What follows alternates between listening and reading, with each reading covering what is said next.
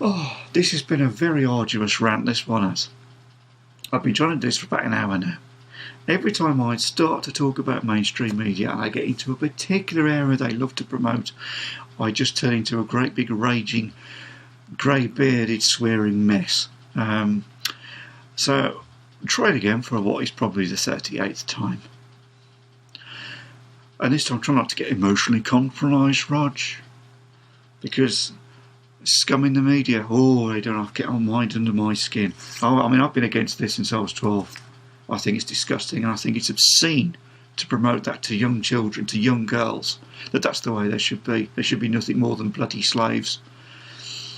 It's wrong. It's also not hominid culture. It's not human, and it's completely and utterly disgusting. And what a horrible thing to do to a sentient being. I'm doing it again. I'm building. Anyway, back to the rant. Is alternative media the same as mainstream media? Well, mainstream media, as we know, promotes human suffering. I did a video on that. That's all they do. They promote human suffering. They like to promote human suffering. They like to promote division, segregation. They treat the human race as a slice of onion, don't they? Yeah, the multi-layers, all the different cultures and all the different classes and creeds and religions, all in harmony. Notice the way that an onion, they're all in harmony. What do mainstream media do? They get the cutting knife out and they cut them into little cubes, and then they cut the cubes into little cubes, and then they segregate the whole lot, and then they promote this divisional, nasty, anti-human rhetoric as being that's commonplace. That's the way you should be. I think you can jog on. They say that according to mainstream media, you can't let your children play in the street unattended because everybody's a paedophile. Yeah, you can't. And the UK government recently came out and said, been saying for about 8 months now, that anybody with black or brown skin is a disease-filled husk that should be avoided at all costs, and that they are the main cause of the spread of this, which is hilarious because these are the same people who claim that this came from Wuhan in China, which just happens to be the most polluted country in the world, a city in the world, with the highest rate of respiratory disease in the world because of the pollution. Surely that's a coincidence. And they say, oh no, it came from here, even though there's no black people there, and yet there's suddenly black people in this country and brown people now. Suddenly, they're the greatest, the purveyors, they're the greatest spreaders of this. And I just think that is 100% promoting that, because I have seen zero evidence to support that claim, and I think it's disgusting. But that's what they promote. They also promote that, anybody with brown skin and a beard is a terrorist. Especially if they're a particular religion that begins with I. I personally know people of that religion. I've talked to people in the street of that religion, and I can say from personal experience that they're exactly the same as Sikhs. They're very peace-loving, they're very tolerant, and you can talk to them about their religion in a way I've never been able to talk to question religion with anybody who's a Roman Catholic or a Protestant or Church of England, because they get aggressive. They get very aggressive when you start to dig into the real details, the contradictions and things. I spent 14 years studying religion, and one thing I learned, you have to cross-reference. You can't just read from one book. You have to read from all the versions and cross-reference the material to get the overall picture. Then you've got an understanding of what the original manuscript was trying to convey, and then you can ask the questions of the people who really understand it. I had a great conversation with a rabbi, and I asked him why it was that there was three prophets, Abraham, somebody, and somebody else. And he says it's because it's a business. He said, the Christians had Jesus, Mary, and the Holy Ghost, and there was Isis, Osiris, and Ra. He said, so they all had three, so we had three. She said, it's just a business. He said, it's just a business. He says, don't take it literally. It's just a business. It's just a story. It's a story. It's not fact. It's a story. It's an allegory of how to live. And I thought that was quite nice.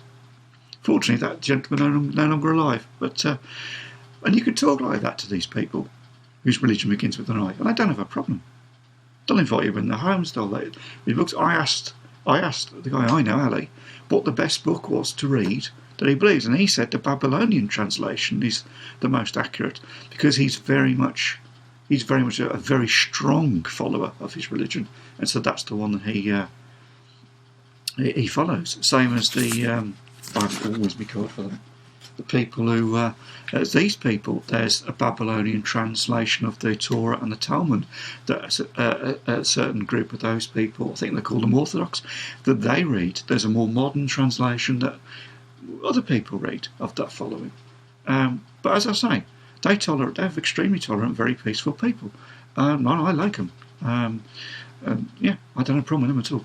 But the mainstream media says that they're all terrorists, right? So you can't trust them, yeah? If there's gangs of them in the street, you should ring the police, yeah?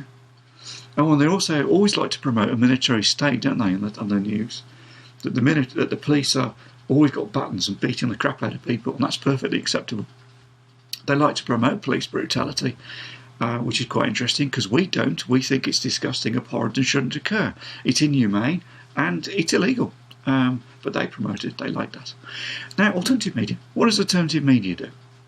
I skipped past the bit that made me angry and swear then. That was quite good. It's getting good at this. Alternative media always says that governments are putting toxins in the sky that fall down into the ground. They kill the little fluffy bees that we all like, and the little fluffy butterflies as well. And they pollute the food, and it's a part of a long-running campaign to eliminate the vast majority of the population because we're all worthless eaters. So that they can have a small minority of people that they can microchip and have a one world government and a one world currency and a one world army. And the food's all polluted and the water's all polluted and it's all a conspiracy to kill you. And the Queen's a reptilian alien. And aliens ultimately control top levels of various governments. And they're all reptiles and all probably shape-shifting. Oh dear. Yes. And isn't that promoting the same thing then? That everything, humans are always under a threat and you can't trust authority. And then on the other side you've got, on the mainstream media you've got, humans are all scum, but you should obey authority.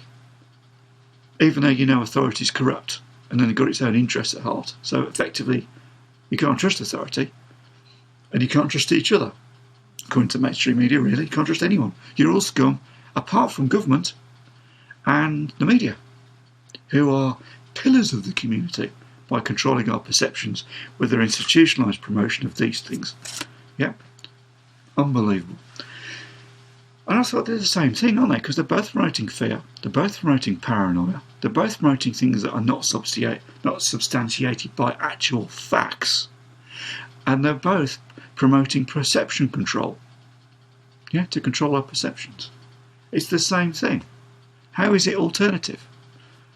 I don't know. As usual, comments down below. And don't forget, I've actually done it without swearing. This is ever so good. It's not reality. It's choo-choo.